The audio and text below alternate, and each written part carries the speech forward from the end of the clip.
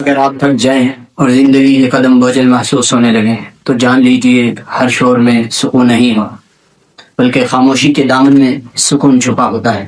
آج ہم اسی کیفیت پر بات کریں گے۔ السلام علیکم ورحمۃ اللہ وبرکاتہ۔ آپ کو خوش آمدید کہتا ہوں میں آپ کے اپنے چینل امروش کا امان دل کو جوڑنے کے سبب۔ کچھ نام صرف نام نہیں رہے بلکہ ایک یاد اور ایک احساس بن جاتے۔ امان یہ صرف میرے لیے ایک نام نہیں بلکہ ایک احساس، ایک دعا، ایک رحمت، ایک شفقت، ایک پیار اور محبت۔ آج وہ خود تو اس دنیا میں موجود نہیں پر ان کی تربیت، ان کی دعائیں آج بھی ساتھ ہیں۔ اللہ تعالیٰ ان کو کروٹ کروٹ جنت میں اعلیٰ مقام دلائے گا۔ بات کر رہے تھے ہم کہ اگر انسان تھک جائے تو وہ ایک شور کے پیچھے بھاگتا ہے، اور آج انسان تھکا ہوا ہے۔ اس کی تھکاوٹ جسم کی نہیں ہے بلکہ اس کی تھکاوٹ یہ دل کی، دل اس کا انسان کا تھک چکا ہے، جس کی وجہ سے وہ ایک شور کے پیچھے بھاگے جا تاکہ وہ کچھ سکون حاصل کر سکے۔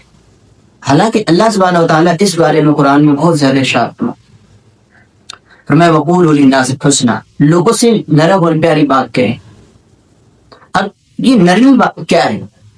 کیا صرف آواز کو آہستہ کر لینا، چیخنا چلانا نہیں یہ نرمی ہے؟ نہیں، صرف یہ نرمی نہیں۔ اصل نرمی کیا ہے؟ آپ کی زبان پر مٹھاس ہو۔ اصل نرمی کیا ہے؟ ہمارے دلوں میں ہمارے چاہنے والوں اور نہ چاہنے والوں کے لیے دعائیہ کلمات ہوں ان کے پیٹھ کے پیچھے جب وہ ہمارے پاس، اور غصے کے وقت جب ہم طاقت رکھتے ہوں، کوئی غلطی کر دے اس کو معاف کر دینا، یہ ہے اصل نرمی۔ اور رسول اکرم صلی اللہ علیہ وسلم کی سیرت ہمیں یہی بات سکھاتی، جس کسی نے نرمی کو اپنایا وہ کبھی خسارے میں نہیں۔ اور اللہ سبحانہ و تعالیٰ پیارے حبیب علیہ السلام کو یہ بات ارشاد فرماتے ہیں اگر آپ نرم دل نہ ہو تو یہ خوبصورت جو حلقہ احباب، حلقہ صحابہ کا آپ کے ارد گرد جمع ہے، یہ کبھی نہ۔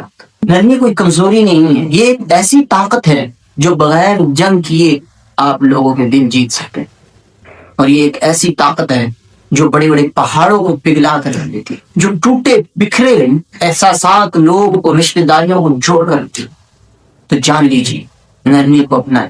اور میں ایک استاد ہونے کی حیثیت سے یہ معائنہ کرتا ہوں، جو لوگ نرم مزاج ہوتے ہیں ان کے ارد گرد خوبصورت حلقہ احباب رہتا ہے، لوگ ان کے پاس آتے ہیں، جاتے ہیں، بیٹھتے ہیں اپنے مسائل میں۔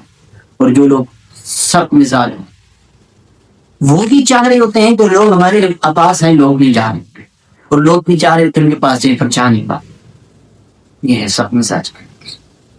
لازمی نہیں ہے ہر سخت مزاج برا آدمی ہو، لیکن وہ چاہ کر بھی رشتوں کو نبھا نہیں پاتے، دوریاں پیدا ہو رہی، نفرتیں بلتی ہوں، خواہ مخواہ کی بغض، کینے، عداوتیں دلوں میں طرح طرح کی تو آج عہد دیجیے، جان لیجیے۔